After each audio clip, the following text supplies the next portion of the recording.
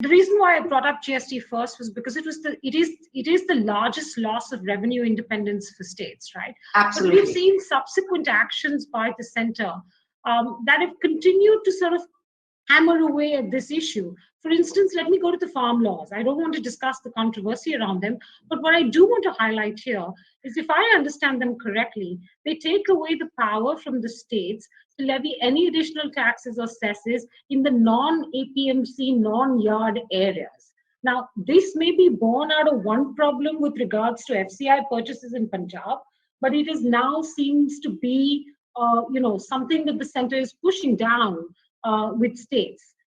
Not to forget to mention that many might argue that the center itself is legislated on an issue that lies constitutionally with the states. So how do you look at some of these pieces coming together? So let's take a step back. I think if you look at the dynamic of center-state fiscal relations over the last decade plus, you'll see a very interesting trend. The trend is the following. The center is increasingly shrinking, by which I mean expenditure as a percentage of GDP, while states, in fact, had been expanding in terms of expenditure as a percentage of GDP. Yet the political considerations that have pushed central government to continue to encroach on state subjects that I talked about at the start of this interview has remained strong through 2010 onward, from when we've been seeing these changing trends, all the way to the present. And in fact, I would argue in the present dynamic of politics, even sharper. Right. So what has happened is that in some senses, the center has increasingly been borrowing to continue its financing its recurring expenditure, and the nature of this recurring expenditure has in fact been even more sharply in the direction of central schemes and centrally sponsored schemes. Ironically, at a time when the 14th Finance Commission period was ongoing.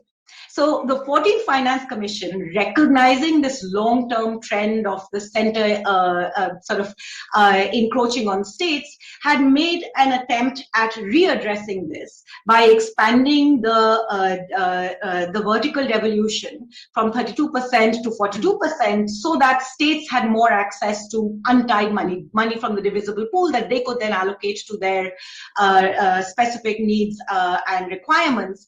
But in that same period, rather than these central schemes reducing, they've in fact enhanced because of the nature of our politics. So there is a political context in which you see a lot more centralization.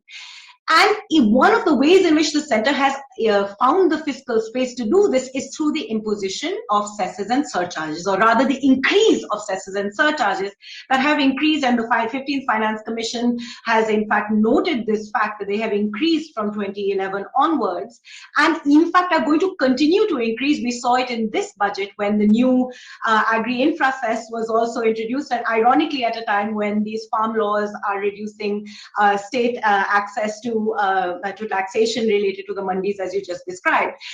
So that's one part of the problem. The second part of the problem is, I think, has to do a lot with the challenge of economic reform that we confront today.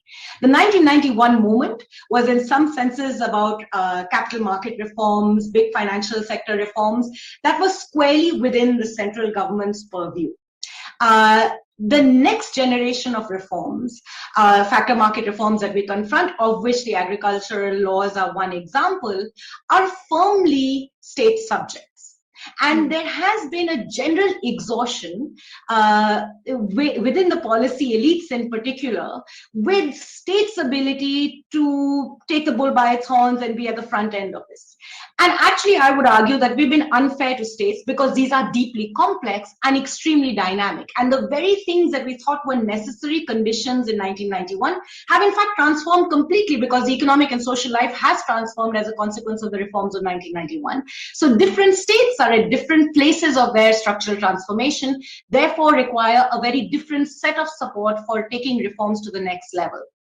Yet we haven't addressed that fully. We've just got exhausted. And there is a general push for the central government to move things, which is the context in which legitimacy was built for the central government to do reforms on what are fundamentally state subjects. Forget about the politics around it. It's just this, which is something that we do need to confront as we talk about federalism going forward. What is the role of states in economic reform, and what is the role of the center, and how do the twain meet in ways that effectively enable the constitutional promise to be fulfilled, but also more practically allow for reforms to follow the unique pathways that different states' own growth paths are currently going through.